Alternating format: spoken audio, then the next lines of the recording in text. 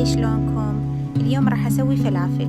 نقعت الحمص بالمي البارد قبل ليلة كاملة بدون اي اضافات، وبعدها ثرمته بهاي الطريقة ويا الخضروات، البصل الاخضر والبصل الابيض وشوية ثوم، وخليت كزبرة خضرة. حبايبي ضفت ربع ملعقة كوب كمون وربع ملعقة كوب ايضا بيكربونات الصوديوم، وهنا الكمية الباقية فرزتها بدون أي إضافات، لا ملح ولا أي بهارات.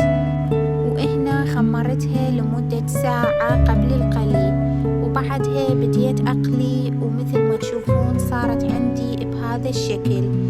طبعا كلش عجينة ناجحة وطيبة، وبالمناسبة لازم تضيفوا لها ربع كوب مي وانتو تخلطونها وتشوفوها حتى ما تصير ناشفة وما تصير لينة.